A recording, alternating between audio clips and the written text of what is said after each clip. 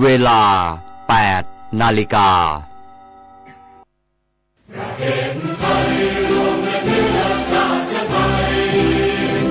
็นประชารัฐผ้าไทยของไทยทุกส่วน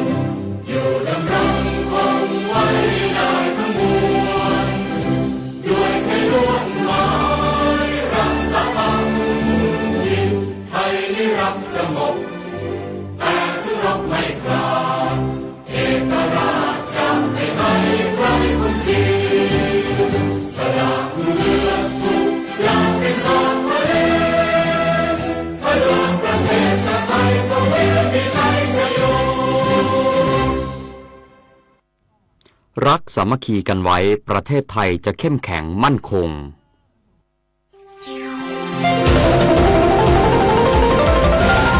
วิทยุแห่งประเทศไทย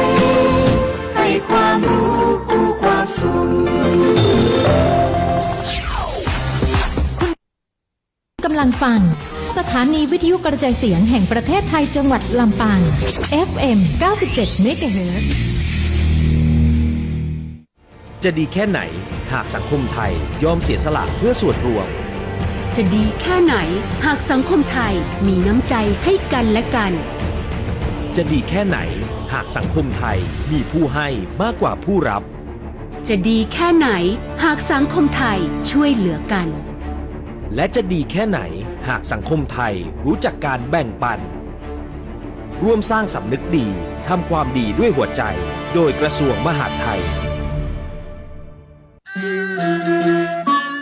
คุณแม่ขาโรงเรียนให้แต่งชุดไทยหนูขอใส่ผ้าสิ้นของคุณแม่ไปได้ไหมคะได้สิคะลูกเนี่ยผ้าสิ้นลายจกฝีมือทอของคุณยายหนูนะสีสันสดใส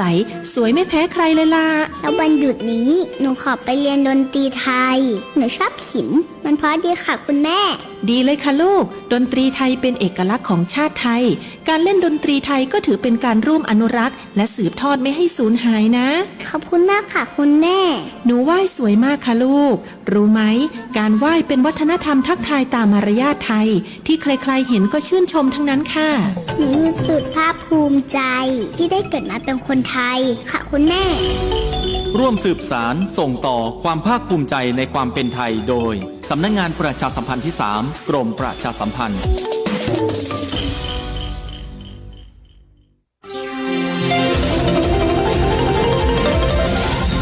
วิทยุแห่งประเทศไทยให้ความรู้คู่ความสุขที่นี่สถานีวิทยุกระจายเสียงแห่งประเทศไทยจังหวัดลำปางทำการส่งกระจายเสียงในระบบ FM ความถี่ 97 เมกะเฮิรตซ์จากนี้ไปเชิญติดตามรับฟังรายการผู้ว่าพบประชาชนพ่อเมืองมีเรื่องเล่าค่ะช่วงพ่อเมืองมีเรื่องเล่าทุกวันศุกร์สถานีวิทยุกระจายเสียงแห่งประเทศไทยจังหวัดลำปาง FM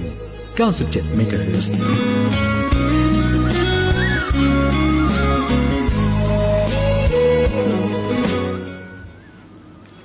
สวัสดีค่ะท่านผู้ฟังและท่านผู้ชมทุกท่านนะคะยินดีต้อนรับเข้าสู่รายการผู้ว่าพบประชาชนพ่อเมืองมีเรื่องเล่าค่ะประจำวันศุกร์ที่7พฤศจิกายน2568นะคะโครงการประชาสัมพันธ์สร้างการรับรู้การบริหารราชการแบบบูรณาการในปี2569ค่ะรายการสดวันนี้นะคะจากห้องส่งสถานีวิทยุกระจายเสียงแห่งประเทศไทยจังหวัดลำปาง FM 97 เมกะเฮิรตซ์สถานีวิทยุกระจายเสียงแห่งประเทศไทยเพื่อการเรียนรู้และเตือนภัยภาคเหนือ AM 549 กิโลเฮิรตซ์นะคะและรีรันอีกครั้งที่สถานีวิทยุอสมทลำปาง FM 99 เมกะเฮิรตซ์ในวันอาทิตย์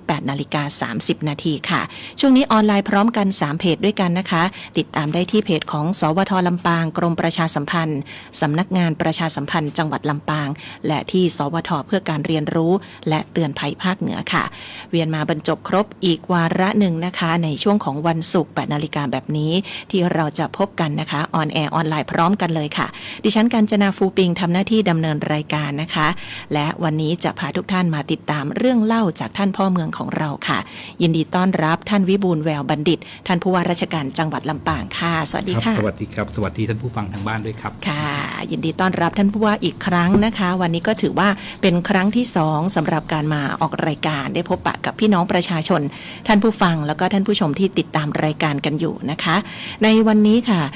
มีหลายประเด็นด้วยกันที่เราจะ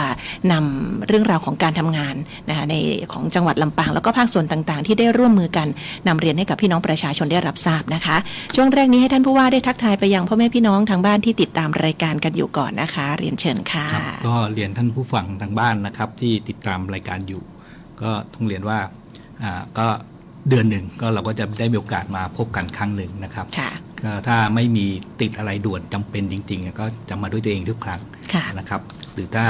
มีเหตุจำเป็นก็อาจจะใช้วิธีการบันทึกเทปแล้วก็มาออกอากาศเพื่อที่จะได้มาเล่าข่าวสารต่างๆให้กับพ่อพี่น้องได้รับฟังนะครับเพราะว่าบางทีการมอบท่านอื่นมาเนี่ยบางทีเขาก็ไม่ได้ไปร่วมงานกับเราเขาก็จะไม่ทราบรายละเอียดบางเรื่องนะครับก็จะได้เก็บเรื่องรายละเอียดทั้งหลายที่เราได้ทำงานมาในระหว่างรอบเดือนเนี่ยมาเล่าสู่กันฟังพ่อแม่พี่น้องก็จะได้เข้าใจแล้วก็ได้ติดตามได้อย่างถูกต้องนะครับมีหลายวาระด้วยกันที่เราจะทำการสื่อสารกันนะคะแล้วก็ในสัปดาห์แรกที่ท่านผู้ว่ามาจัดรายการก็มีพี่น้องประชาชนรับฟังอยู่อยากจะโทรศัพท์เข้ามาร่วมรายการได้พูดคุยกับท่านผู้ว่าบางท่านก็มีจดหมายเข้ามาแล้วนะคะเดี๋ยวท้ายๆรายการเราจะมีการตอบจดหมายออกอากาศด้วยนะแต่ช่วงเวลานี้ค่ะเราจะพาทุกท่านไปติดตามประเด็นแรกที่ท่านผู้ว่าเตรียมมาวันนี้นะคะเรื่องของการจัดพิธีสำคัญที่ประสบนิกรทุกหมู่เหล่าได้ร่วมกันนะคะในนามของจังหวัดลำปางเราก็มีการประกอบพิธีเป็นพระพิธีสวดพระอภิธรรมพระบรมศพสมเด็จพระนางเจ้าสิริกิติ์พระบรมราชินีนาถพระบรมราชชนนีพันปีหลวงนะคะอย่างเช่นในวันนี้ที่เรากำลังออกอากาศอยู่7พฤศจิกายนก็อยู่ในวาระครบ15วันปัณณรสมวานนะคะแต่ที่ผ่านมาเรามีกิจกรรมต่อเนื่องเลยนะคะวันนี้ให้ท่านผู้ว่าได้ประมวลภาพทั้งหมดให้กับพี่น้องประชาชนได้รับฟังค่ะเรียนเชิญค่ะหลังจากที่ได้ทราบข่าวการเสด็จสวรรคตของสมเด็จพระนางเจ้าสิริกิติ์พระบรมราชินีนาถพระบรมราชชนนีพันปีหลวงซึ่งผู้เป็นที่เคารพเทิดทูนยิ่งของพวกเราชาวไทยนะครับก็ทางรัฐบาลก็กำหนดให้ทุกภาคส่วนได้จัดพิธีแสดงความอาลัยนะครับในส่วนของจังหวัดลำปางของเราเองเนี่ยก็จะมีการจัดพิธีสวดพระพิธรรมนะครับทุกค่ำคืนนะครับจนกว่าจะครบ30วันนะครับก็ท่านก็อาจจะได้ไปร่วมตามหมู่บ้านชุมชนต่างๆแล้วแต่ในวัดหลักของจังหวัดเราก็จัดที่วัดพระแก้วดอนเต้าสุชาดารามนะครับที่วัดของท่านเจ้าคณะจังหวัดก็สวดทุกวันนะครับโดยพระพิธีธรรมนะครับเป็นเวลา30วันนะครับในระหว่าง30วันนี้ก็จะมีพิธีแทรกเข้ามาก็คือพิธีบำเพ็ญกุศลสัตตมวานซึ่งได้จัดไปแล้วเมื่อวันที่30ตุลาคมนะครับในวันนี้ก็จะเป็นพิธีปัณณรสมวานก็คือพิธีทำบุญ15วันนะครับหลังจากนี้ไปก็จะมีพิธีทำบุญปัญญาสมวานคือทำบุญ50วันนะครับก็จะจัดในวันศุกร์ที่12ธันวาคมนะครับแล้วพิธีสัตตมวานนะครับคือพิธีทำบุญครบ100วันในวันเสาร์ที่31มกราคมอันนี้เป็นกำหนดการสำคัญที่จังหวัดจะต้องดำเนินการนะครับก็จะดำเนินการที่วัดพระแก้วดอนเต้าสุชาดารามนะครับอันนี้เป็นพิธีการที่สำคัญนะครับหลังในช่วงนี้ก็ถ้าเกิดว่ามีหน่วยงานต่างๆที่จัดงานก็อาจจะลดในเรื่องของกิจกรรมบางประเภทลงนะครับเพื่อให้เข้ากับช่วงแห่งเวลานะครับหลายหน่วยงานก็อาจจะมีการขยับการจัดงานออกไปนะครับให้พ้นจากพิธีถวายความอาลัย30วันออกไปก่อนนะครับก็ช่วงนี้ไปไหนก็จะเห็นว่าพี่น้องประชาชนเราก็สวมใส่เสื้อผ้าโทนสีดำนะครับหลายท่านก็โทนสีขาวนะครับหรือก็สีเข้มสีสุภาพนะครับเพื่อเป็นการถวายความอาลัยนะครับก็หลังจากออกอากาศวิทยุนี้ไปเนี่ยก็ทางโรงพยาบาลลำปางก็จะมีการรณรงค์เชิญชวนการพวกเราบริจาคโลหิตนะครับ93ล้านหยดนะฮะเพื่อถวายเป็นพระราชกุศล นะครับเพราะว่าสมเด็จพระนางเจ้าสิริกิติ์พระบรมราชินีนาถพระบรมราชชนนีพันปีหลวงเนี่ยท่านสวรรคตตอนมีอายุ 93 พรรษานะครับเราก็เลยจัดโครงการบริจาคโลหิต 93 ล้านหยดนะครับเพื่อถวายเป็นพระราชกุศลพร้อมกับรณรงค์เรื่องของการบริจาคดวงตาอวัยวะเพื่อถวายแด่แม่ของแผ่นดินนะครับการบริจาคดวงตาและอวัยวะหรือร่างกายเนี่ยเป็นการทำบุญที่ยิ่งใหญ่นะครับเพราะว่าเวลาที่เราเจ็บป่วยหรือประสบอุบัติเหตุสมองตายแล้วเนี่ยก็คือไม่ฟื้นแน่นอนแล้วเนี่ยทางแพทย์พยาบาลเนี่ยเขาถึงจะเอาอวัยวะของเราไปเพื่อไปต่อชีวิตให้กับคนอื่นที่รอคิวบริจาคก็เป็นการต่อลมหายใจให้คนอื่นนะก็เป็นการทำบุญที่ยิ่งใหญ่ทำบุญด้วยเลือดเนื้อด้วยชีวิตช่วยอวัยวะของเรานะครับก็อันนี้ก็เขาท่านที่บริจาคเนี่ยไม่ต้องห่วงไม่ต้องกลัวว่าบริจาคปุ๊บเขาจะมาเอาไว้ของเราไปเลยไม่ใช่นะครับเขาจะดูว่าเมื่อเราเจ็บป่วยเข้าโรงพยาบาลหรือว่าประสบอุบัติเหตุสมองตายแล้วเนี่ยร่างกายไม่ฟื้นแน่นอนแล้วเนี่ยเขาถึงจะผ่าเอาอวัยวะของเราไปนะครับเพื่อไปต่อลมหายใจให้คนอื่นหรือไปเปลี่ยนให้คนอื่นนะซึ่งตรงนี้ก็อยากเชิญชวนพวกเรานะครับใครที่มีร่างกายสุขภาพสมบูรณ์แข็งแรงนะครับแล้วก็อยากทำบุญนะครับก็สามารถแสดงความจำนงได้นะครับที่เหล่ากาชาดจังหวัดนะครับหรือว่าที่โรงพยาบาลเขาก็จะออกเป็นบัตรให้นะครับผู้บริจาคดวงตาผู้บริจาคอวัยวะนะฮะสำหรับคนที่ยังกลัวว่ายังทำใจไม่ได้ยังไม่กล้าบริจาคก็สามารถไปบริจาคโลหิตได้นะครับการบริจาคโลหิตเนี่ยถือว่าเป็นการบริจาคเลือดนะครับบริจาคเลือดเนื้อของเราอันนี้ก็เป็นทานที่ยิ่งใหญ่ส่วนหนึ่งท่านทราบไหมครับว่าร่างกายของเราเนี่ยมีเม็ดเลือดมีโลหิตอยู่ข้างในเนี่ยเซลล์พวกนี้มีอายุนะครับพอถึงเวลาหนึ่งไม่กี่เดือนเนี่ยมันก็จะหมดอายุผัดเซลล์ออกมานะครับการบริจาคเลือดบ่อยๆเนี่ยก็จะเป็นการกระตุ้นให้ร่างกายเนี่ยทำงานได้ดีตามปกติสังเกตไหมครับว่าคนที่บริจาคเลือดประจำเนี่ยร่างกายจะแข็งแรงเพราะว่าเป็นการกระตุ้นให้ร่างกายผลิตเม็ดโลหิตทดแทนอยู่สม่ำเสมอลดแทนที่เราจะปล่อยให้เกล็ดเลือดเม็ดเลือดที่อยู่ในร่างกายเรานี้หมดอายุแล้วก็ออกมาเป็นของเสียเราก็บริจาคออกมานะครับคนอื่นก็ได้ไปใช้ในเรื่องของการรักษาการเจ็บป่วยอย่างผมเนี่ยก็บริจาคประจำทุก3 เดือนนะฮะตอนนี้ก็บริจาคมาได้77 ครั้งโอ้โหค่ะเป็นกุศลมากเลยสำหรับคนที่ร่างกายแข็งแรงนะครับก็คือตั้งแต่อายุ17 ปีขึ้นไปเวลาก่อนเราไปบริจาคโลหิตเราก็นอนเร็วหน่อยนะครับอย่านอนดึกเลือดจะได้ไม่ลอยไม่ดื่มแอลกอฮอล์ไม่ดื่มไม่ทานอาหารมันจัดหรือว่าที่มีรสจัดนะฮะเพราะว่าเวลามันจะมีผลต่อเลือดเวลาตรวจนะฮะก็เป็นการทดสอบร่างกายเราด้วยว่าเราสมบูรณ์แข็งแรงหรือไม่นะครับนอกจากบริจาคเลือดแล้วเนี่ยบางคนที่เลือดเข้มข้นมากทางโรงพยาบาลเขาก็จะชวนให้บริจาคเกล็ดเลือดการบริจาคเกล็ดเลือดถ้าเราบริจาคเลือดเนี่ยปกติ3 เดือนจะครั้งหนึ่งหรือนานกว่านั้นก็แล้วแต่สะดวกแต่ว่าจะไม่ต่ำกว่า3 เดือนนะครับเพื่อให้ร่างกายได้ผลิตเม็ดโลหิตออกมาทดแทนแต่ว่าการบริจาคเกล็ดเลือดเนี่ยเป็นการที่ดึงเลือดออกจากร่างกายไปแล้วไปปั่นเอาแต่เกล็ดเลือดแล้วก็ไอ้ของเหลวที่แยกออกจากเกล็ดเลือดแล้วเนี่ยมันก็จะกลับเข้ามาสู่ร่างกายเราเป็นการดึงเลือดออกไปรอบๆไปปั่นเอาแต่เกล็ดเลือดเพราะฉะนั้นเนี่ยการบริจาคเกล็ดเลือดเนี่ยจะบริจาคได้ทุกเดือนนะครับหลายครั้งที่เขาบริจาคได้เป็น100 ครั้งเนี่ยก็คือการบริจาคเกล็ดเลือดก็จะบริจาคได้เดือนละครั้งเกล็ดเลือดถ้าร่างกายเราแข็งแรงนะครับก็เชิญชวนพวกเรานะครับเพราะว่ายังมีผู้เจ็บป่วยที่เขารอรับโลหิตรอรับเกล็ดเลือดจากพวกเราอยู่นะฮะก็เป็นการทำบุญนะครับทำทานด้วยเลือดเนื้อด้วยชีวิตของเรานะครับอันนี้เป็นทานที่ยิ่งใหญ่นะครับก็เชิญชวนพวกเราได้มาร่วมกันทำสิ่งที่ดีๆเพื่อสังคมนะครับเป็นสิ่งที่วันนี้ก็จะมีงานนี่ครับที่โรงพยาบาลลำปางตอนช่วงประมาณ8:30เป็นต้นไปนะครับจนถึงเที่ยงวันนี้ไปพบกันที่บริเวณลานแฮปปี้พาร์คนะคะโรงพยาบาลลำปางก็จะเป็นลานกว้างๆที่ปกติแล้วทุกท่านก็จะได้เห็นในรูปแบบของกิจกรรมหลากหลายมากเลยที่ของโรงพยาบาลลำปางนะคะในช่วงวัน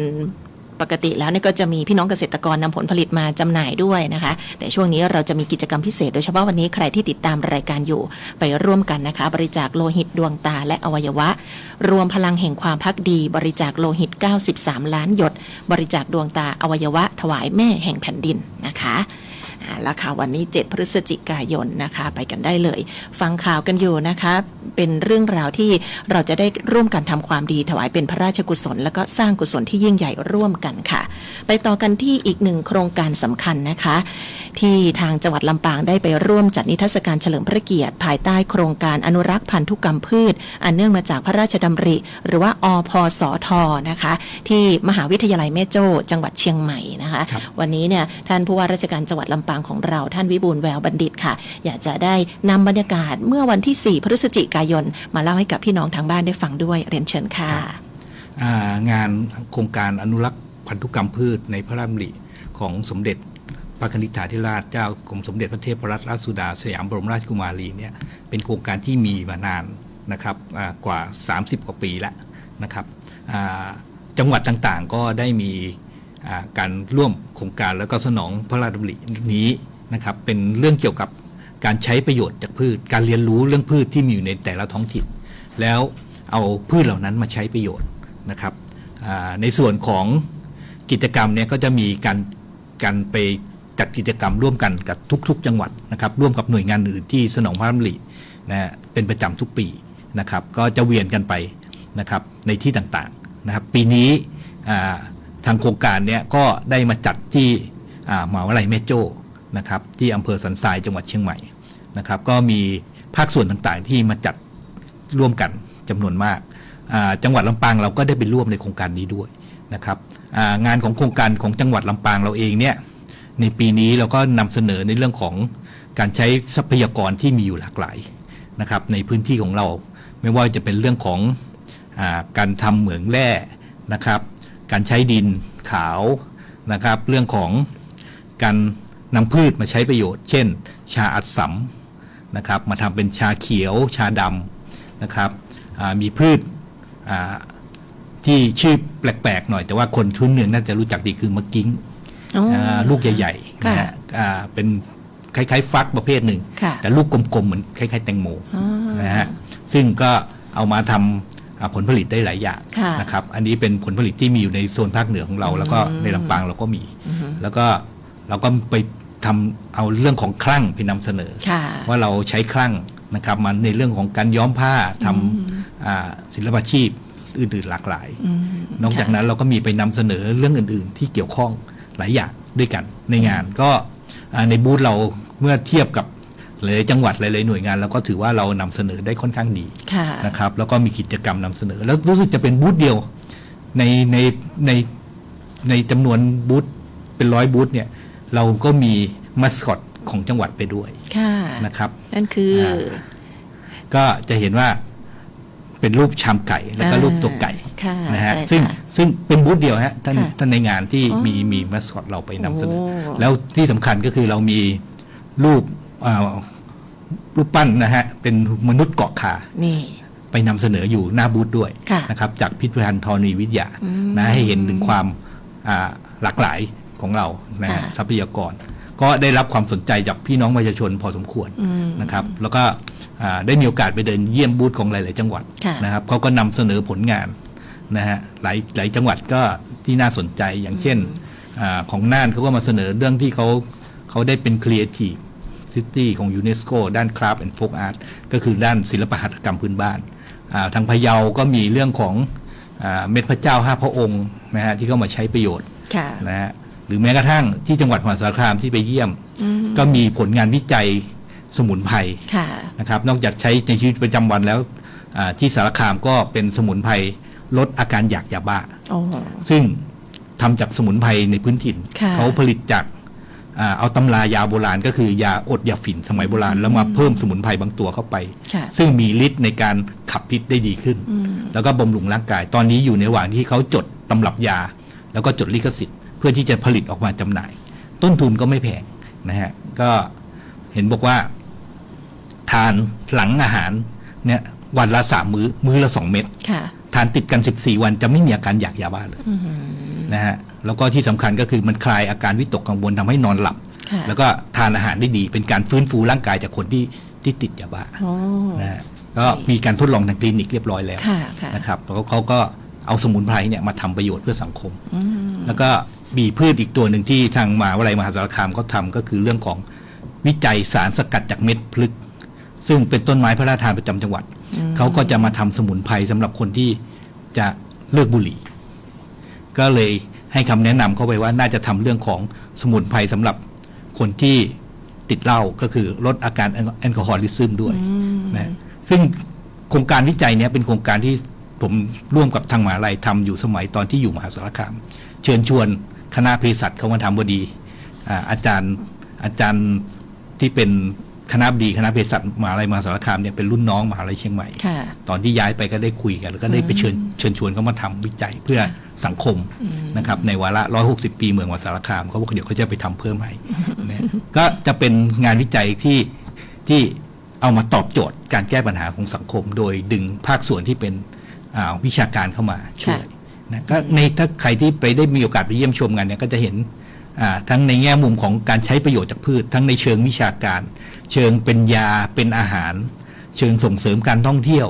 จากหลายๆหน่วยงานที่เข้ามาทำนะฮะก็ถ้าปีต่อไปเนี่ยก็อยากเชิญชวนพวกเรานะครับถ้ามีโอกาสได้ไปแวะไปเยี่ยมไปชม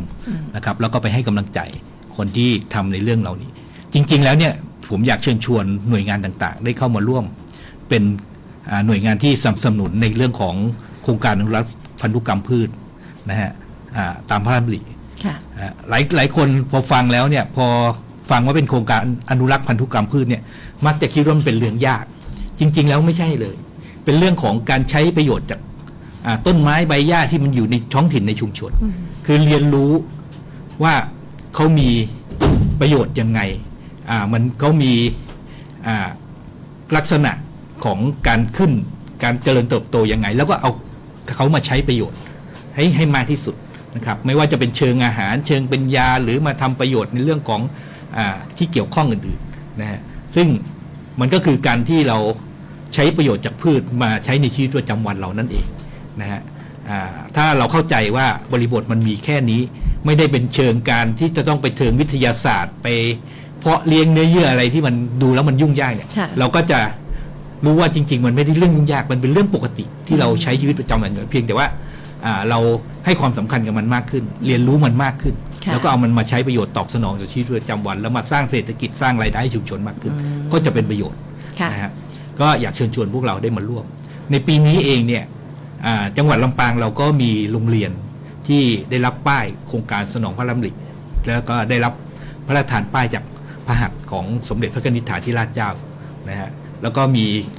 องค์กรปกครองส่วนท้องถิ่นเราที่ได้รับป้ายโครงการนี้ด้วยนะครับของเรารู้สึกจะปีนี้ได้มา 4-5 แห่งนะครับเพิ่มเติมจากที่เคยมีอยู่แล้วนะฮะถ้ามีโอกาสก็อยากเชิญชวนพวกเราได้สมัครเข้าร่วมโครงการนะฮะไม่ใช่เรื่องยากเลยครับเรื่องง่ายๆนะครับและหลายโรงเรียนก็ทำอยู่แล้วนะฮะเรื่องของการเรียนรู้ประโยชน์จากพืชเพื่อให้นักเรียนได้เรียนรู้สิ่งแวดล้อมรอบตัวสำหรับนิทรรศการทรัพยากรไทยหวนดูทรัพย์สิ่งสินตนนะคะอันนี้เราจัดแสดงไปจนถึงวันที่10 พฤศจิกายนเลยใช่ไหมคะท่านที่มหาวิทยาลัยแม่โจ้นะครับตอนนี้ก็ยังมีโอกาสที่ไปเยี่ยมชมอยู่นะครับอีก 2-3 วันค่ะได้เลยนะคะนี่คือโครงการดีๆที่ท่านผู้ว่าได้ไปร่วมแล้วก็อยากจะนำบรรยากาศมาเล่าให้กับพี่น้องชาวลำปางได้รับฟังกันนะคะเราขออนุญาตไปต่อกับอีกหนึ่งโครงการสำคัญในพื้นที่จังหวัดลำปางของเรานะคะพาไปดูที่โครงการส่งเสริมศิลปาชีพบ้านทุ่งจี้อันนี้อยู่ที่อำเภอเมืองปานนะคะในพื้นที่รอยต่อทั้ง3อำเภอด้วยกันนะคะแล้วก็ล่าสุดนี้พี่น้องที่ได้เข้าร่วมในโครงการส่งเสริมศิลปาชีพบ้านทุ่งจี้ได้รับรางวัลชนะเลิศเลยนะคะจากผลงานผ้าปักชนเผ่าเมี่ยนซึ่งถือว่าเป็นรางวัลแห่งความภาคภูมิใจในการประกวดผ้าลายพระราชทานนะคะเป็นพระมหากรุณาธิคุณของสมเด็จพระนางเจ้าสิริกิติ์พระบรมราชินีนาถพระบรมราชชนนีพันปีหลวงเมื่อครั้งเสด็จส่งเยี่ยมชาวบ้านนะคะในพื้นที่ของอำเภอเมืองปานด้วยแล้วก็ นิกรท่านนี้นะคะที่ได้รับรางวัลเขาก็มีความในใจอีกมากมายที่อยากจะถ่ายทอดให้กับพี่น้องเราได้ทราบกันด้วยนะคะลงไปสื่อต่างๆเยอะเลยวันนี้ท่านผู้ว่าเล่าให้ฟังสักนิดหนึ่งค่ะว่าผ้าปักที่ได้รับรางวัลนี้นะคะผ้าปักชนเผ่าเมียนเขามีแรงบันดาลใจหรือว่ามีเรื่องราวความเป็นมาความผูกพันอย่างไรกันบ้างรวมไปถึงพระมหากรุณาธิคุณของพระองค์ท่านต่อเรื่องของวงการผ้าไทยด้วยนะคะเรียนเชิญค่ะก็ต้องเรียนว่าตั้งสมัยที่สมเด็จพระนางเจ้าสิริกิติ์พระบรมราชินีนาถพระบรมราชชนนีพันปีหลวงทรงพระชนชีพและยังแข็งแรงอยู่เนี่ยท่านก็เป็นผู้ที่ส่งเสริมเรื่องของศิลปาชีพนะครับเรื่องของผ้าไทยนะฮะท่านไปเยี่ยมราษฎรในพื้นที่ต่างๆท่านก็จะไปดูเรื่องของภูมิปัญญาท้องถิ่นรวมถึงเรื่องของผ้าปักของชนชาติพันธุ์ต่างๆนะครับสมัยก่อนเนี่ยเวลาท่านไปเยี่ยมเนี่ยท่านก็จะรับซื้อผ้าเหล่านี้นะครับมีผู้ไปถวายเนี่ยท่านก็จะตอบแทนให้ใส่เงินใส่ซองให้ท่านไม่รับฟรีๆนะครับแล้วก็ท่านก็ตอนหลังเนี่ยท่านก็จะทำเป็นจุดรับซื้อนะครับหรือว่าเป็นให้มีหน่วยรวบรวมแล้วก็ส่งเข้าไปท่านก็ไปเอาไปจำหน่ายให้นะครับซึ่งผ้าปักชนเผ่าสมัยเดิมเนี่ยจะเป็นสีฉูดฉาดจะเป็นผ้าดำผ้าสีเข้มแล้วก็ปักสีเข้มอันนี้เพราะว่ากลุ่มชาติพันธุ์โดยเฉพาะชนเผ่าม้งชนเผ่าเมียนเนี่ยเขาจะอยู่บนภูเขาอยู่บนที่สูงอากาศจะหนาวอากาศจะเย็นเขาก็จะใช้ผ้าสีที่มันใส่แล้วอบอุ่นนะครับแต่ว่าในการประกวดครั้งนี้เนี่ยเป็นประกวดผ้าลายพระราชทานนะครับลายสิริราชพัสตาภรณ์ซึ่งเป็นลายพระราชทานที่เจ้าฟ้าสิริวัณวลีนารีรัตนราชกัญญาเนี่ยท่านพระราชทานให้ในปีนี้นะครับให้กับกลุ่มทอผ้าหรือกลุ่มปักผ้าทุกกลุ่มนะครับเอามาเป็นแบบแล้วก็ได้มีการจัดประกวดลายผ้านี้ในปีนี้นะครับโดยกรมพัฒนาชุมชนสำหรับผ้าที่เราได้รางวัลเนี่ยเป็นประเภทผ้าปักนะครับผ้าที่ประกวดมันจะมีหลายประเภทครับมีผ้ามัดหมี่มีผ้าทอผ้าย้อมอะไรเงี้ยนะครับมีผ้าบาติกนะฮะหรือแม้กระทั่งผลิตภัณฑ์อื่นเช่นที่จังหวัดน่านเขาก็ได้เหรียญทองแดงในเรื่องของกระเป๋าเงินผสมกับผ้าลายสีราชพัสตาภรณ์นี้แต่ในส่วนของเราเองเนี่ยเราส่งประกวดที่เข้ารอบไปจนถึงรอบสุดท้ายรอบระดับประเทศเนี่ยเป็นผ้าลายปักชาวเขานะฮะก็เป็นโทนสีซอฟสีคลาสสิกหน่อยนะครับไม่ได้สีเข้มฉูดฉาดเหมือนวัฒนธรรมดั้งเดิมของกลุ่มชาติพันธุ์แต่เป็นสีที่ตอบโจทย์ในเรื่องของการใช้ประโยชน์ปัจจุบันแล้วก็เป็นลายบังคับนะซึ่งท่านเขาก็คุณศรีวิมลรัตนวิจิตรสกุลเนี่ยซึ่งเป็นราษฎรของจังหวัดลำปางเหล่านี้ก็ได้ส่งเข้าประกวดนะครับซึ่งได้รับรางวัลชนะเลิศเหรียญทองนะฮะซึ่งก็จะได้มีการเข้ารับรางวัลพระราชทานต่อไปนะครับก็เป็นแรงบันดาลใจให้กับพี่น้องกลุ่มชาติพันธุ์ที่ยังทำเรื่องปักผ้าอยู่ไม่ว่าจะเป็นชนเผ่าม้งชนเผ่าเมียนนะครับได้ให้ความสนใจหรือว่ามาอนุรักษ์นะครับภูมิปัญญาดั้งเดิมที่มีอยู่เพราะว่ากลุ่มชาติพันธุ์เหล่านี้เนี่ยเขาจะปักซักผ้าใส่เองกันมาตั้งแต่อดีตนะครับโดยเฉพาะเวลาเขาจะแต่งงานเนี่ยโอ้ผ้าเขาจะสวยมากกางเกงชนเผ่าเมียนเนี่ยปักทั้งตัวนะครับเราใช้เวลาปักหลายเดือนนะฮะแล้วลวดลายสวยงามสีสดใสนะซึ่งเป็นสิ่งที่มีคุณค่ามากนะครับเพราะว่าเป็นงานแฮนด์เมดแล้วแต่ละตัวเนี่ยจะมีชิ้นเดียวในโลกมันจะไม่เหมือนกันนะครับตามแต่ผู้ออกแบบนะเพราะฉะนั้นเนี่ยการที่เรามาส่งเสริมเรื่องของภูมิปัญญาเหล่านี้ไว้ให้คงอยู่เนี่ยก็เป็นเรื่องที่สามารถที่มาส่งเสริมให้เกิดการสร้างเศรษฐกิจให้กับชุมชนได้นะฮะก็เป็นแรงบันดาลใจครับจากรางวัลครั้งนี้เป็นแรงบันดาลใจให้กับพี่น้องที่อยู่ในพื้นที่จังหวัดลำปางเราได้ให้ความสนใจแล้วก็มาอนุรักษ์ภูมิปัญญาเหล่านี้ให้คงครับนี่คือคุณค่าของผ้าไทยนะคะกว่าที่จะกว่าที่จะปักออกมาได้แต่ละผืนใช้เวลามากต้องคนที่มีใจรักเนาะแล้วก็ทุ่มเทกับผลงานแต่ละชิ้นนะคะอย่างที่ศูนย์ศิลปาชีพบ้านทุ่งจี้อยู่ที่ตำบลทุ่งกวาวอำเภอเมืองปานเนี่ยจริงๆแล้วก็คือจะอยู่ในพื้นที่รอยต่อของทั้งอำเภอเมืองปานแล้วก็แจ้ห่มดังนั้นพี่น้องประชาชนในพื้นที่เหล่านี้เนี่ยได้เข้ามาเรียนรู้โดยเฉพาะผู้ที่มีความสนใจเรื่องของผ้านะคะตั้งแต่การปลูกหมอนเลี้ยงไหมนะแล้วก็ทอผ้า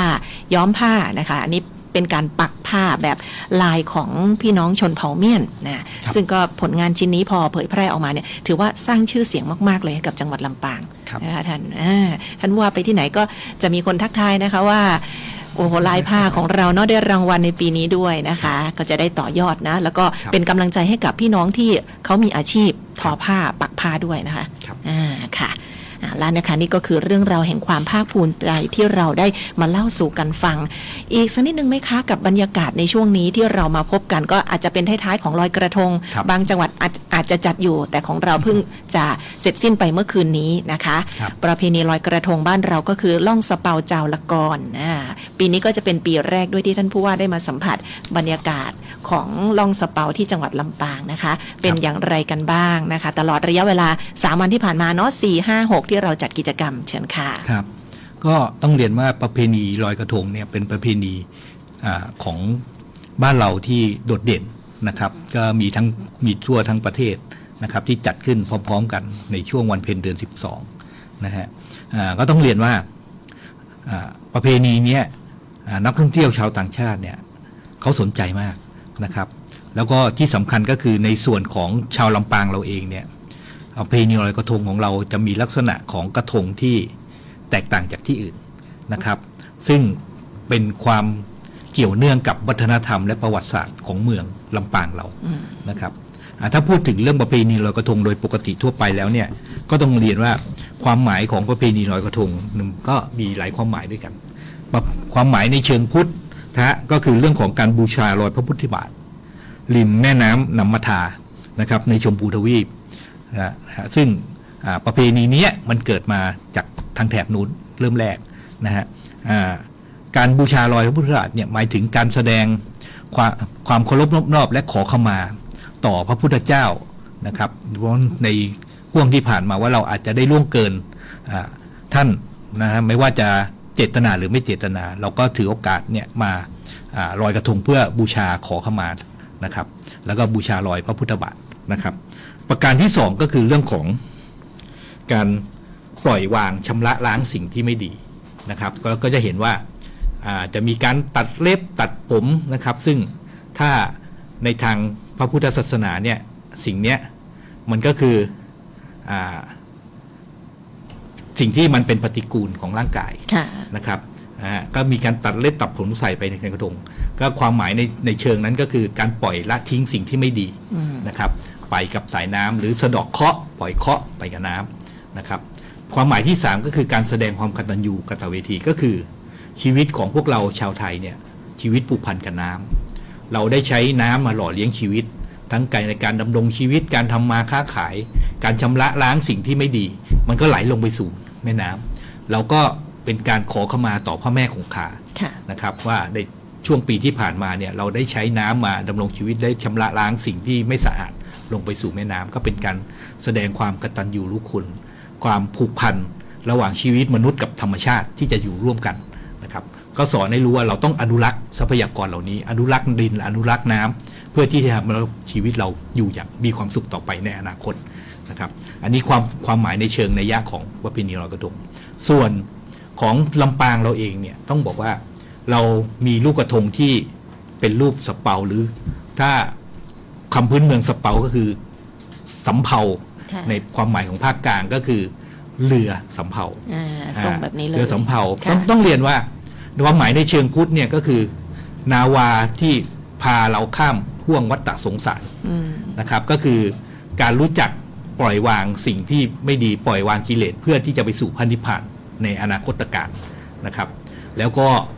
เท่าที่สืบค้นประวัติมีผู้ทำวิจัยไว้เนี่ยก็สมัยเจ้าผู้ครองนครลำปางนะครับโดยเฉพาะท่านเจ้าบุญวาดวงมานิชเนี่ยท่านก็จะเริ่มประเพณีลอยกระทงโดยท่านจะทำสะเปาขนาดใหญ่นะครับแล้วก็จะมีเสา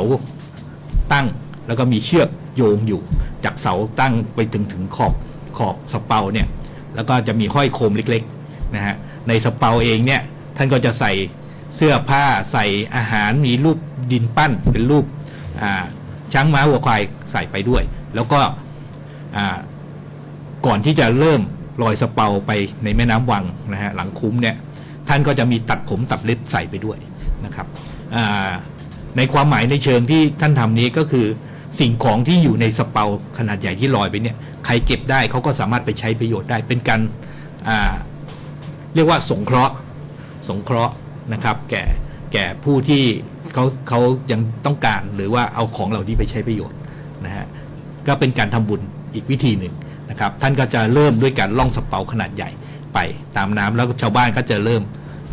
ลอยสเปาตามนะฮะก็เป็นการเริ่มประเพณีลอยกระทงซึ่งก็ของเราเนี่ยพอมาจัดงานลอยกระทงเราก็จะได้เรียนรู้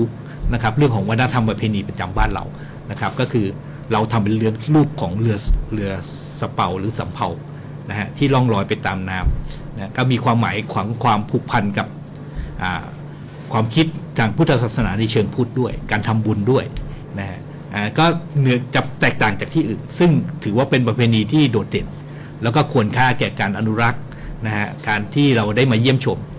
ก็ถือว่าเป็นการจัดงานเชิงวัฒนธรรมที่เราได้มาเรียนรู้ร่วมกันถึงความเป็นมาเป็นไปนะครับเรื่องของภูมิปัญญาเรื่องของประวัติศาสตร์และวัฒนธรรมซึ่งก็มีไปแล้ว3วันนะครับคือวันที่4ที่5ที่6นะครับคือวันที่4ก็เป็นการจัดงานที่ร่วมกันระหว่างจังหวัดลำปางกระทรวงวัฒนธรรมโดยกรมส่งเสริมวัฒนธรรมเทศบาลนครลำปางสภาวัฒนธรรมนะครับของลำปางแล้วก็สภาวัฒนธรรมอำเภอทุกอำเภอที่เข้ามาร่วมนะครับก็เริ่มเปิดงานที่หน้ามิวเซียมลำปางนะครับแล้วก็ดำเนินการตามประเพณีดั้งเดิมที่เราเคยมีมาย้อนอดีตนะครับแล้วก็มีขบวนแห่ไปที่ท่าน้ำนะฮะตรงสะพานส้มนะครับแล้วก็ไปชมเรื่องของการแสดงแสงสีม่านน้ำนะครับน้ำพุของเทศบาลนครลำปางนะครับอันนั้นวันที่4พอวันที่5ก็มีการเปิดงานที่ท่าน้ำสิงห์ชัยนะครับก็มีการแสดงม่านน้ำนะครับน้ำพุแล้วก็มีการถวายความอาลัยนะครับที่ตรงนั้นมีขบวนมีประกวดสเปาลอยน้ำนะครับขนาดใหญ่นะครับที่ล่องมาแล้วก็เมื่อวานนี้ก็คือวันที่6ก็เป็นการแห่สเปาทางบกนะฮะก็มีขบวนแห่นะก็เป็นอีกสีสันหนึ่งของประเพณีลอยกระทงหรือประเพณีล่องสเปาของเจ้าละกรนะฮะของเราในลำปางซึ่งก็มีนักท่องเที่ยวมาเยี่ยมชมอย่างมากมายนะครับก็กระตุ้นเศรษฐกิจกระตุ้นเรื่องของการท่องเที่ยวได้ดีครับก็อันนี้ก็อยากเชิญชวนครับพ่อแม่พี่น้องในปีต่อๆไปนะครับมีโอกาสก็อยากให้มาเยี่ยมชมได้มาร่วมกันในการอนุรักษ์วัฒนธรรมประเพณีที่แตกต่างจากที่อื่นนะครับก็เหมือนกับว่าเราได้ช่วยกันส่งเสริมเรื่องซอฟต์พาวเวอร์ของบ้านเราด้วยนะคะศิลปะวัฒนธรรมโดยเฉพาะประเพณีที่ถือว่าล่องสเปาเนี่ยหนึ่งเดียวเลยนะคะหนึ่งเดียวเลยที่ทุกคนจะได้นึกถึงนะต้องมาที่ลำปางนะคะเอาละค่ะเดี๋ยวเราจะขออนุญาตพักกันในช่วงนี้สักครู่หนึ่งนะคะคุณผู้ฟังค่ะกับเรื่องราวบรรยากาศข่าวสารต่างๆผ่านรายการผู้ว่าพบประชาชนพ่อเมืองมีเรื่องเล่าค่ะครึ่งหลังนะคะเรายังคงมีประเด็นที่น่าสนใจให้ทุกท่านได้ติดตามกันต่อที่นี่ผู้ว่าพบประชาชนพ่อเมืองมีเรื่องเล่ากับท่านผู้ว่าราชการจังหวัดลำปางของเราท่านวิบูลย์แววบัณฑิตค่ะพักกันครู่หนึ่งค่ะ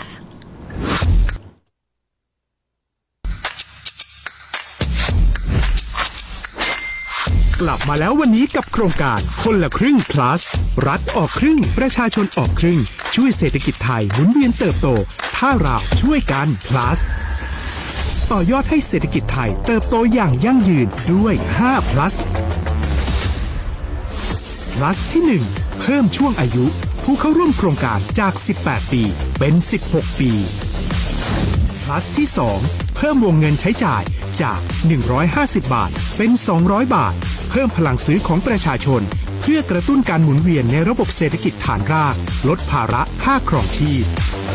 plus ที่ 3 เพิ่มสิทธิพิเศษด้วยการดูแลผู้ที่อยู่ในระบบภาษีให้ได้รับสิทธิพิเศษมากขึ้นเพื่อสร้างแรงจูงใจ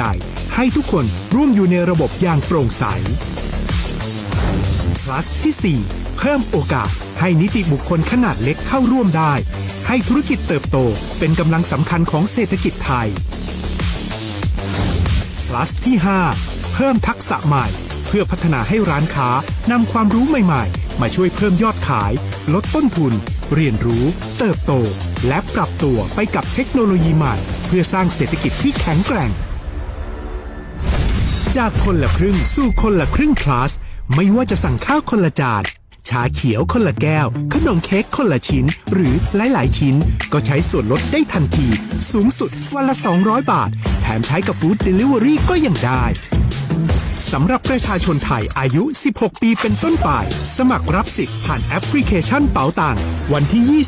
20-26 ตุลาคม 2568 สำหรับร้านค้าที่สนใจร่วมโครงการสมัครได้ผ่านแอปถุงเงินวันที่ 15 ตุลาคม ถึง 19 ธันวาคม 2568 แล้วเตรียมพร้อมรับลูกค้าจากทั่วประเทศ เพราะนี่คือโครงการที่คนไทยทุกคนช่วยกัน plus เพื่อให้เศรษฐกิจไทยโตไปพร้อมกัน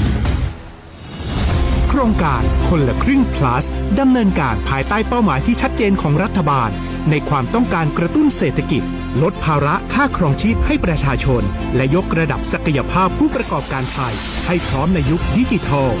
โดยยังคงยึดหลักความโปร่งใสตรวจสอบได้และป้องกันการใช้สิทธิ์ที่ผิดวัตถุประสงค์คนละครึ่ง plus เพิ่มพลังเศรษฐกิจไทยพร้อมโตไปด้วยกันเรื่องราวของโครงการคนละครึ่ง plus นะคะเดี๋ยวอีกสักครู่หนึ่งเราจะมาสนทนาให้ฟังนะคะว่าเป็นอย่างไรกันบ้างในบรรยากาศแห่งความคึกคักนะคะการที่เชิญชวนพี่น้องเข้าร่วมโครงการนะคะและบรรยากาศแห่งการจับจ่ายใช้สอยร่วมกันตลอดช่วงของโครงการที่ผ่านมาค่ะช่วงนี้กับผู้ว่าพบประชาชนพ่อเมืองมีเรื่องเล่าเราอยู่กับท่านผู้ว่าราชการจังหวัดลำปางท่านวิบูลย์แววบัณฑิตนะคะก่อนจะเข้าสู่เรื่องของโครงการคนละครึ่ง plus เดี๋ยวขออนุญาตมาที่ประเด็นอีกหนึ่งเรื่องทางแม่เมาะกันก่อนนะคะความคืบหน้าในการติดตามเหตุดินสไลด์เหมืองแม่เมาะค่ะซึ่งในช่วงที่ผ่านมานั้นก็หลายท่านถ้าหากว่าได้ติดตามข่าวนะคะท่านจะได้เห็นว่าในข่าวอันนี้เนี่ยก็ส่งผลกระทบต่อในเรื่องของความเชื่อมั่นด้านของการข่าวหรือว่าเรื่องของการจ่ายกระแสไฟฟ้าที่พี่น้องประชาชนมีความกังวลนะคะแต่ทางกฟผ.แม่เมาะเองเขาก็มีการตรวจสอบแล้วก็มีการชี้แจงด้วยแต่ล่าสุดนั้นเป็นอย่างไรกันบ้างนะคะกับเหตุการณ์ที่เกิดขึ้นพร้อมกับแถลงการออกมาถึง2ฉบับด้วยกันนะคะย้อนไปตั้งแต่วันที่4พฤศจิกายนที่ผ่านมาเหตุดินสไลด์ที่เหมืองแม่เมาะค่ะเรียนเชิญท่านผู้ว่าค่ะครับก็เหตุดินสไลด์ที่เหมืองแม่เมาะเนี่ยเคยเกิดขึ้นมาก่อนหน้านี้แล้วเมื่อหลายปีก่อนครั้งนี้เท่าที่ได้รับแจ้งจากทางการไฟฟ้าฝ่ายผลิตก็คือเป็นครั้งที่3นะครับเหตุเกิดจากการที่ฝนตกหนักนะครับแล้วก็ดินที่ทางการไฟฟ้าเนี่ยเขาเปิดหน้าเหมืองขึ้นมาแล้วมากองเป็นภูเขาดินไว้เนี่ยมันอุ้มน้ำแล้วมันทำให้เกิดความเหลวนะครับมันก็เลยสไลด์ลงไปที่บ่อที่เป็นบ่อเหมืองนะครับตรงนั้นเนี่ยจริงๆมันไม่ได้อยู่ในพื้นที่ชุมชนนะครับแล้วก็เป็นพื้นที่ทำเหมืองนะครับตรงนั้นก็จะมีอุปกรณ์เครื่องจักรที่เป็นสายพานลำเลียงดินอะไรที่ได้รับความเสียหายนะครับก็อาจจะต้องกู้ขึ้นมาเพื่อจะได้เปิดเรื่องของการลำเลียงดินขึ้นไปใหม่นะครับในช่วงระหว่างนี้เองเนี่ยเนื่องจากว่ายัง 2-3 วันที่ผ่านมาเนี่ยมีฝนตกนะครับความอันตรายมันก็ยังมีอยู่เพราะว่าดินมันอ่อนตัวหลังจากที่วันที่4ตอนที่ผมไปรอรับเสด็จกรมสมเด็จพระเทพที่เชียงใหม่อยู่ในงานโครงการอพสทเนี่ยพอได้รับแจ้งเหตุก็เลยมอบให้ท่านรองพัชรศรีมาเสถียรเนี่ยเข้าไปเป็นผู้บัญชาเหตุการณ์ในพื้นที่ร่วมกับทางปภ.จังหวัดแล้วก็หน่วยงานเครือข่ายที่เกี่ยวข้องแล้วก็ทางอำเภอแม่เมาะแล้วก็ทางการไฟฟ้าฝ่ายผลิตนะครับโดยท่านผู้ช่วยผู้ว่าการเมืองแม่เมาะนะเขาก็เข้าไปดูเหตุการณ์ด้วยกันแล้วก็กันพื้นที่ไม่ให้พี่น้องประชาชนหรือคนที่เกี่ยวข้องเนี่ยได้เข้าไปใกล้นะครับเพราะว่ามันอาจจะมีเหตุที่ดินมันอาจจะสไลด์ได้อีกเนื่องจากยังอยู่ในช่วงของฝนตกนะการที่ดินสไลด์ในครั้งนี้เนี่ยไม่กระทบนะครับไม่กระทบในเรื่องของชีวิตหรือว่าความบาดเจ็บของพี่น้องประชาชนเพราะว่าทางการไฟฟ้าฝ่ายผลิตเองเนี่ยโดยคู่สัญญาของเขาเนี่ยเขาก็ได้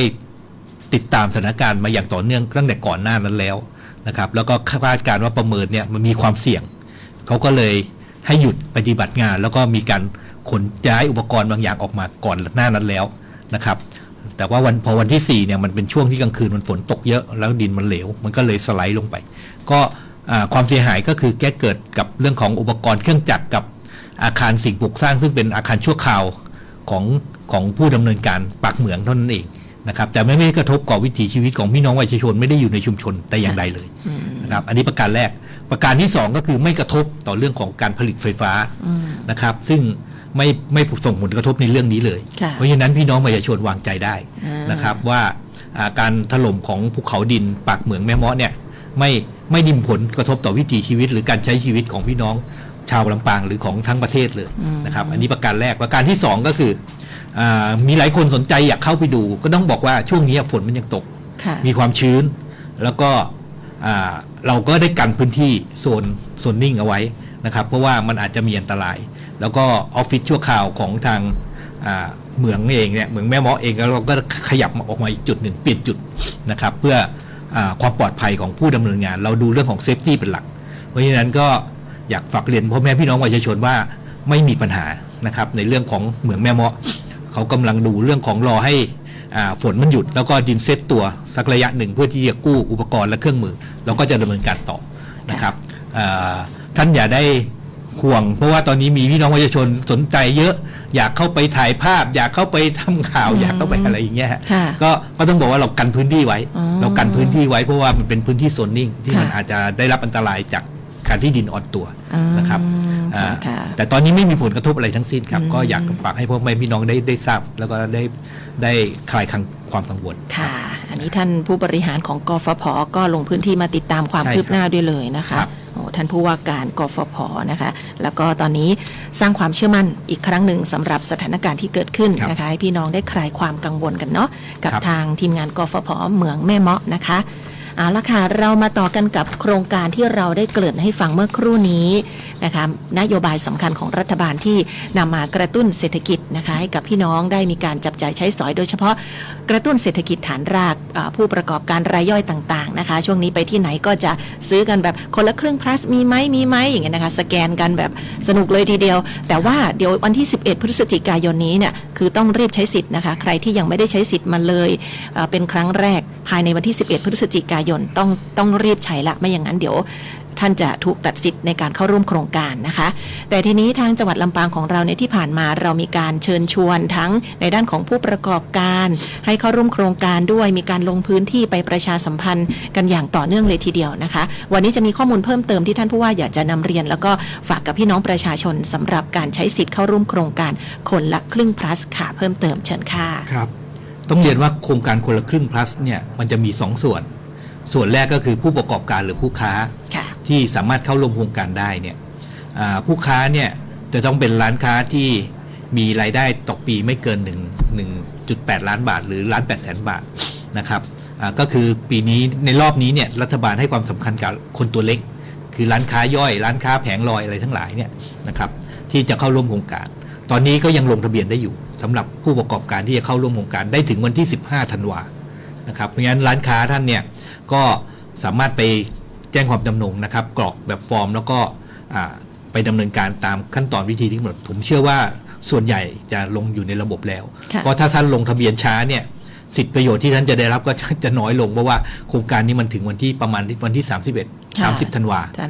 นี่เองเพราะฉะนั้นเนี่ยถ้าลงทะเบียนช้าท่านก็จะได้ประโยชน์น้อยนะฮะประการที่2ก็คือในส่วนของพี่น้องประชาชนที่จะจับจ่ายใช้สอยตอนนี้ปิดการลงทะเบียนไปแล้วนะครับปิดการลงทะเบียนไปแล้วก็คือดูว่ารัฐบาลเนี่ยมีเม็ดเงินอยู่ประมาณ 44,000 ล้านบาทสำหรับโครงการนี้เนี่ยเขาก็จะดูว่าลงทะเบียนหมดก่อนเต็มยอดเงินหรือว่าจนถึงวันที่กำหนดแต่ปรากฏว่าลงทะเบียนแค่3วันมั้งฮะเท่าที่ดูนะครับเพราะเปิดให้ลงทะเบียนประมาณ1สัปดาห์แต่ปรากฏว่าลงทะเบียนแค่3วันก็เต็มยอดอันนี้มีเงื่อนไขหนึ่งก็คือว่าคนที่ลงทะเบียนไปแล้วเนี่ยจะต้องใช้สิทธิ์ครั้งแรกภายในวันที่11พฤศจิกายนใช่ค่ะ11พฤศจิกายนภายในเวลา 5 ทุ่มด้วยนะครับเพราะว่าแต่ละวันเนี่ยการใช้สิทธิ์เนี่ยจะปิดประมาณแค่ 5 ทุ่มเพื่อที่ระบบเนี่ยเขาจะได้ไปประมวลผลแล้วก็จะได้โอนเงินให้กับร้านค้าในเช้าวันต่อไปเพราะฉะนั้นเนี่ยช่วงตอนดึกเนี่ยตั้งแต่ 5 ทุ่มไปจนถึง 6 โมงเช้าท่านอาจจะยังใช้สิทธิ์ไม่ได้ช่วงนี้เพราะเป็นช่วงที่เขาประมวลผลที่ดูว่าแต่ละร้านค้าเนี่ยจะต้องได้เงินช่วยเหลือจากภาครัฐคนละครึ่งเนี่ยเข้าไปเท่าไหร่ตามการใช้สอยของพี่น้องประชาชนพี่น้องประชาชนเนี่ยคนที่อยู่ในระบบภาษีก็คือคนที่ยื่นภาษีประจำปีนะครับไม่ว่าท่านจะเสียหรือไม่เสียแต่ถ้าท่านยื่นแบบภาษีประจำปีเนี่ยท่านจะได้รับสิทธิ์คนละ 2,400 บาทตลอดโครงการ 2,400 บาทเนี่ยมีเงื่อนไขว่าท่านจะใช้กี่ครั้งก็ได้ในวงเงินไม่เกิน 2,400 บาทและวันหนึ่งไม่เกิน200 บาท สมมุติวันหนึ่งท่านไปซื้อของ600 บาทรัฐสนับสนุนท่านแค่200ท่านออกเอง400ค่ะแต่ถ้าต่อครั้งท่านไปใช้จ่ายเนี่ยไม่เกิน400 บาทรัฐก็สนับสนุนท่าน200ก็คือครึ่งหนึ่งนะฮะก็อยู่ที่เงื่อนไขนะครับว่าท่านใช้มากใช้น้อยในแต่ละครั้งนะฮะแต่ว่าสรุปรวมความแล้ววันหนึ่งรัฐบาลให้สนับสนุนท่านไม่เกิน200เพราะฉะนั้นท่านมีสิทธิ์ใช้400ท่านก็จะเป็นครึ่งหนึ่งแต่ถ้าท่านใช้เกิน400 บาทต่อวันนะฮะท่านก็จะได้รับสิทธิ์แค่200ไอ้ส่วนที่เกินนั้นท่านก็ต้องออกเองใช่ค่ะนะฮะอันนี้เป็นเงื่อนไขต้องเข้าใจตรงนี้นะครับสำหรับคนที่ไม่ได้อยู่ในระบบภาษีก็คือคนที่ไม่ได้ยื่นแบบแสดงภาษีประจำปีท่านก็จะได้รับการสนับสนุนจากรัฐบาล 2,000 บาททั้งโครงการนะครับจะต่างกันนะครับยอดเงินสิทธิ์แต่ละคนก็คือ 2,000 บาทเพราะงั้นเนี่ยท่านตรวจสอบสิทธิ์ในโทรศัพท์ท่านด้วยว่าสิทธิ์ท่านมีเท่าไหร่คงใช้ไปแล้วเท่าไหร่คงเหลือเท่าไหร่นะฮะที่สำคัญก็คืออย่าลืมโอนเงินที่มีเข้าแอปเป๋าตังค์เพราะเดี๋ยวท่านไปจ่ายท่านสแกนปุ๊บแล้วท่านไม่มีเงินในระบบนะฮะกระเป๋าตังค์เนี่ยท่านจะไม่มีตังค์จ่ายรัฐบาลก็จะไม่สมทบให้นะครับอันนี้สำคัญประเด็นนะครับท่านต้องมีเงินในกระเป๋าตังค์ของตัวเองด้วยนะฮะถ้าท่านใช้จนลืมโอนเงินเข้าไม่ได้เดี๋ยวจะลำบากนะฮะก็อยู่ที่ว่าสิ้นปีท่านก็จะได้รับสิทธิ์แค่นั้นแต่ถ้าจนถึงสิ้นปีท่านใช้ไม่ถึง 2,400 ท่านก็จะโดนตัดสิทธิ์เหลือเท่าที่จำนวนที่ท่านใช้ท่านก็ต้องไปบริหารจัดการนะครับอันนี้เป็นโครงการคนละครึ่งพลัสซึ่งที่ผ่านมาเนี่ยเราก็พยายามรณรงค์ให้พ่อแม่พี่น้องได้รับทราบแล้วอันที่2ก็คือว่าในส่วนของร้านค้าเราก็มีการไปเดินรณรงค์หลายที่นะครับไม่ว่าจะเป็นการกองต้าการนั่งก้อมเนาะเราก็ไปเดินรณรงค์เชิญชวนร้านค้ามาลงทะเบียนกันก็เป็นการเปิดจุดให้บริการเชิงลุกด้วย one stop service ก็คือเจ้าหน้าที่แบงค์คนเซ็นรับรองร้านค้าไปรอให้บริการท่านเพียงมีเอกสารมีแบบฟอร์มมาครบถ้วนเราก็สามารถดำเนินการได้ทันทีก็พยายามที่จะประชาสัมพันธ์ให้พี่น้องประชาชนได้รับรู้รับทราบตอนนี้การจับจ่ายใช้สอยเท่าที่ผมไปดูเยี่ยมเยียนก็มีการใช้สิทธิ์กันดีพอสมควรทำให้เกิดการกระตุ้นเศรษฐกิจหมุนเวียนในเชิงเศรษฐกิจในพื้นที่โดยเฉพาะร้านค้าปลีกร้านค้าย่อยเนี่ยตอนนี้ก็มียอดขายเพิ่มขึ้นพอสมควรครับเพราะว่าในฐานะพี่น้องประชาชนผู้บริโภคเองในเวลาที่จะซื้อสินค้าอะไรเราก็จะมองหาร้านที่เข้าร่วมโครงการนี้ก่อนเลยนะคะตอนนี้มีร้านค้าเข้าร่วมโครงการก็หลายพันแล้วใช่ไหมคะท่านใช่ครับเราก็เยอะพอสมควรเพราะว่าในลำปางเราร้านเล็กๆเยอะมากนะครับก็ไปดูจับจ่ายใช้สอยกินก๋วยเตี๋ยวกลางวันก็เห็นมีคนใช้คนละครึ่งกันเยอะมากค่ะก็ตอบสนองตามนโยบายนี้เลยที่เราพยายามที่จะช่วยกันกระตุ้นเศรษฐกิจโดยเฉพาะร้านค้ารายย่อยทั้งหลายนะคะให้พี่น้องได้มีรายได้ทั่วถึงว่าอย่างนี้นะคะเอาละค่ะนี่ก็คือโครงการคนละครึ่ง plus นโยบายสำคัญของรัฐบาลในช่วงนี้ที่เรานำมาเน้นย้ำกันอีกครั้งหนึ่งนะคะไปต่อกันที่ประเด็นสุดท้ายสำหรับวันนี้นะคะที่ท่านผู้ว่าได้บอกไว้ว่าเดี๋ยวเทศกาลท่องเที่ยวแม่เมาะคือเป็นข่าวที่หลายท่านถามถึงกันว่าจริงๆแล้วเราจะจัดงานตั้งแต่วันนี้จนถึงวันที่9พฤศจิกายนนะคะแต่ก็มีเหตุการณ์ที่จำเป็นที่เราจะต้องมีการเลื่อนการจัดงานจัดไปเราจะเลื่อนไปเป็นวันไหนแล้วกิจกรรมเป็นอย่างไรกันบ้างนะคะให้ท่านผู้ว่าได้เน้นย้ำในช่วงท้ายค่ะจริงๆแล้วเนี่ยทางการไฟฟ้าฝ่ายผลิตแห่งประเทศไทยหรือเหมืองแม่เมาะเนี่ยจะจัดงานท่องเที่ยวแม่เมาะเนี่ยช่วงสัปดาห์นี้นะครับเป็นช่วงที่ดอกบัวตองเริ่มบานนะครับแล้วอาจจะบานไม่เยอะแต่ว่าจะไปบานมากตอนประมาณกลางเดือนพฤศจิกายนนี้แต่เนื่องจากว่ายังอยู่ในช่วงของถวายความอาลัยใน30วันเขาก็เลยขอเลื่อนการจัดงานออกไปนะครับเป็นช่วงกลางเดือนธันวาคมเพราะฉะนั้นเนี่ยในช่วงเดือนธันวาคมเนี่ยจังหวัดลำปางเราจะมีงานเยอะมาก 2-3 งานติดๆกันเลยงานแรกก็คืองาน Orchid and Aurora Festival ขององค์การบริหารส่วนจังหวัดลำปางนะครับที่จะจัดบริเวณสวนสาธารณะหนองกระทิงนะครับเป็นการบูรณาการรวมงานของงานออร์คิดหรืองานกล้วยไม้กับงานแสงสีนะครับ Aurora Festival แสงเหนือเนี่ยนะครับไว้ด้วยกันแล้วก็จะมีการบูรณาการงานที่ท่านอาจารย์สุพันธ์นี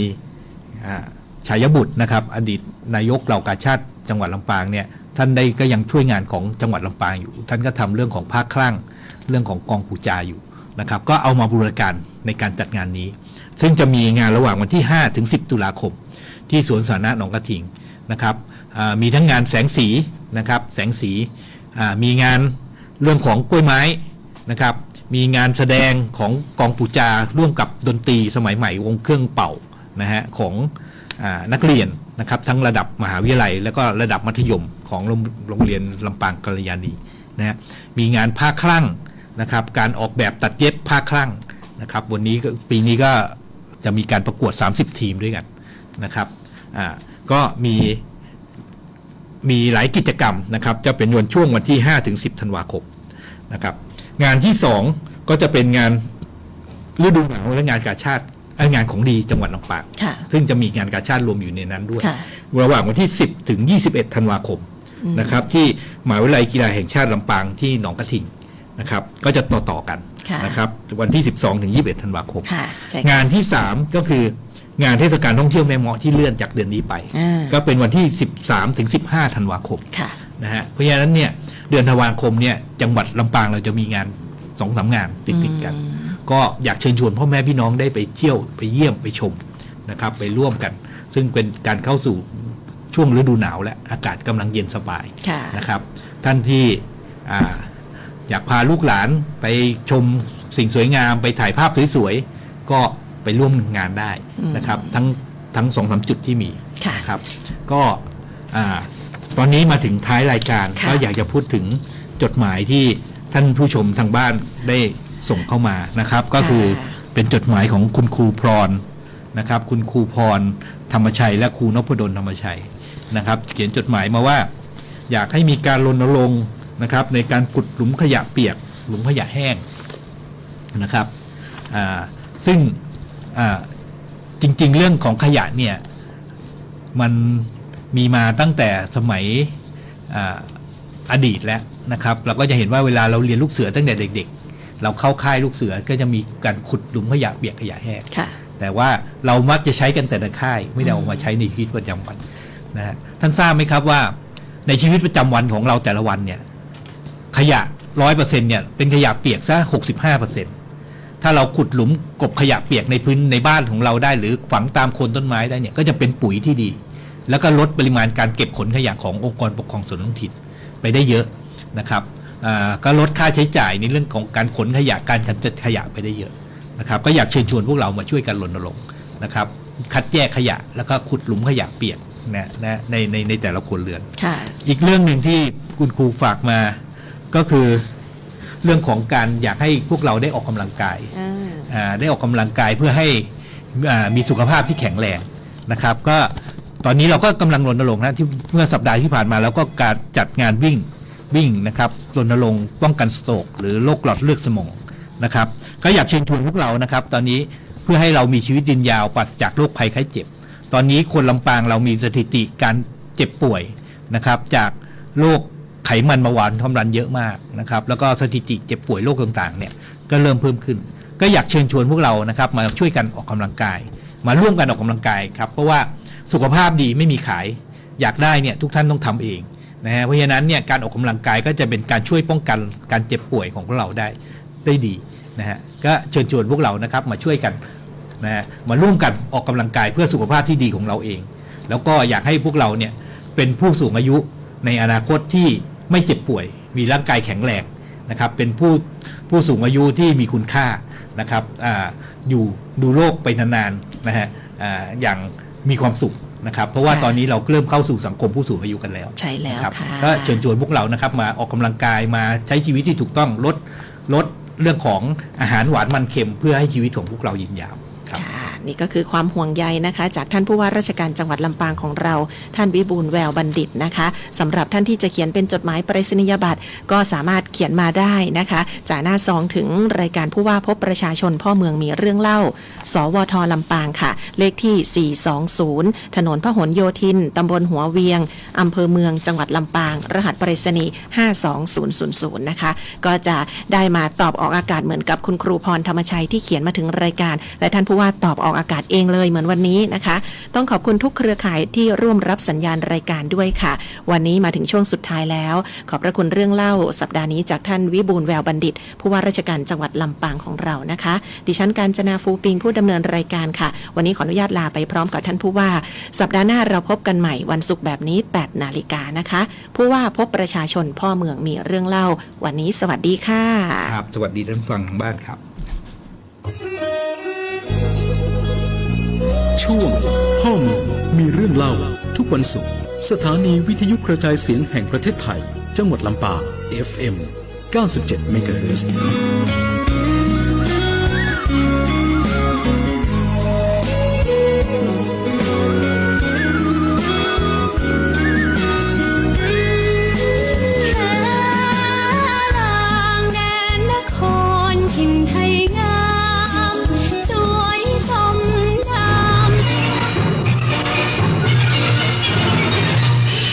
สถานีวิทยุกระจายเสียงแห่งประเทศไทยและเครือข่ายทั่ว